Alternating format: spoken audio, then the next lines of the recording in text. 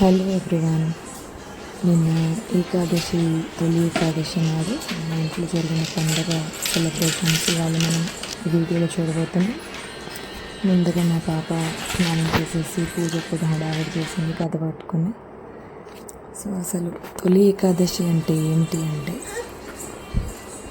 ఏ రోజు వస్తుందంటే ఆషాఢ శుక్ల ఏకాదశిని తొలి ఏకాదశి అంటారు.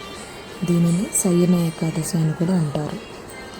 సో మా బాబు వీటిని డ్రెస్అప్ అయిపోయి రెడీ అయిపోయాడు. సో ఇది తొలి ఏకాదశి అంటే ఆషాఢ శుక్ల ఏకాదశి వచ్చే రోజును తొలి ఏకాదశి అంటారు. దీనిని శయన ఏకాదశి అని కూడా అంటారు. ఈరోజు మొత్తం దీపం టైంకి ఉండకుండా వెళ్ళిపోయినాడు నాన్న పూజ టైంకి. రోజు ఆయన 24 ఏకాదశుల్లో ఈ ఏకాదశి నాడు నిద్రిస్తారు. సో ఈ ఏకాదశి నాడు ఏంటి ప్రాముఖ్యత అంటే, మార్నింగ్ నుంచి ఉపవాసం నుండి పాలు ఫలం మాత్రం తీసుకొని రాత్రికి కూడా అల్పాహారం సేవించి భోజనం చేయకుండా జాగారం చేసి పక్క రోజు ఉదయం తలస్నానం చేసి టైం పడుతుంది దేవుడికి పూజలు చేసుకొని తర్వాత ఒక్క పొద్దు విడుస్తారు. సో ఇది దాని ప్రాముఖ్యత. వెంకటేశ్వర స్వామికి చాలా ముఖ్యమైన రోజు ఇది. సో ఈ తొలి ఏకాదశి నాడు మా ఇంట్లో జరిగిన పూజ మా అమ్మ చేస్తున్నారు. మా పాపని తీసుకొని మా పాపని పక్కన పెట్టుకొని సో నేను, మా వారు, మా బాబు, మా నాన్న, మా పాప అందరం పూజలో పాల్గొన్నాము. శక్తి కొలది మహానైవేద్యం చేయగలిగిన వాళ్ళు చేయొచ్చు. అలా లేదంటే కనీసం టెంకాయ కొట్టుకొని పూలు పెట్టి పూలు పెట్టుకొని దేవుడికి పండ్లు టెంకాయ నైవేద్యం పెట్టి సో అలా కూడా చేసుకోవచ్చు. సో తొలి ఏకాదశి నాడు వెల్లుల్లి, ఆనియన్ ఇవి తినకుండా ఉపవాసం చేయకపోయినా అవి రెండు మానేసి దండం పెట్టు నార్మల్ డైట్ తీసుకోవచ్చు.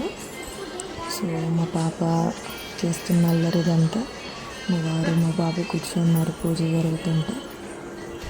ఎదుటిని బొట్టు పెడుతున్నాను, బొట్టు లేదని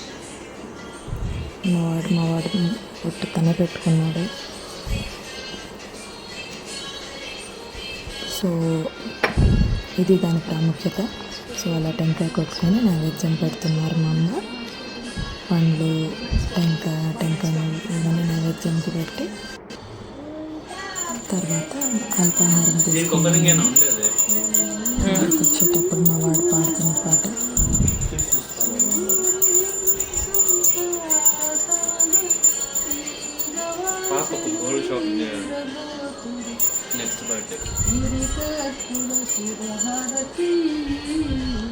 దండం పెట్టుకో ఫస్ట్.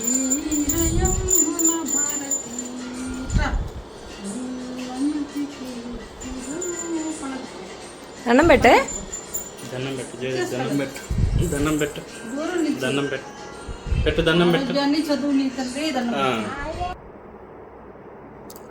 ఆ తర్వాత మా పాప అట్లా నిల్చోబెట్టి డిఫరెంట్ పోజుల్లో ఫోటోలు తీస్తున్నాను. పూలు తీసేయడానికి చాలా ట్రై చేసింది.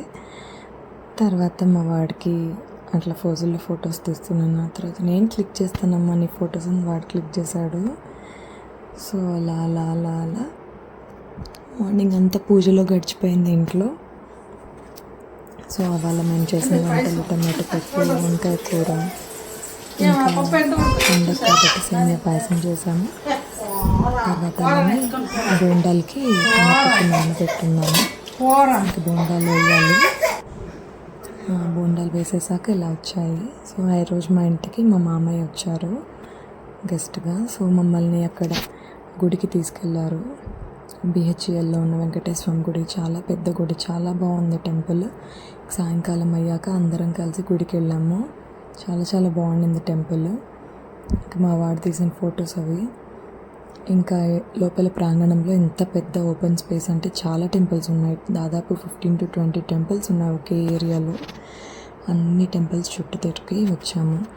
ఎవరెవరంటే వెంకటేశ్వర స్వామి, నరసింహస్వామి, సరస్వతీదేవి, సాయిబాబా, వినాయకుడు, సుబ్రహ్మణ్య స్వామి, అయ్యప్ప, సంతోషి మాత, కృష్ణుడు, దత్తాత్రేయ స్వామి, అసలు ఈ దేవుడు ఎంతమంది దేవతలు ఉన్నారు, అన్ని దేవుళ్ళు ఉన్నారు. ఆంజనేయ స్వామి గుడి, శివుడి గుడి, అమ్మవారి గుడి, చాలా పెద్ద గుడి ఉంది. చాలా బాగుంది చూడడానికి. విహెచ్ఎల్ లోపలికి వెళ్ళాలి కొంచెం.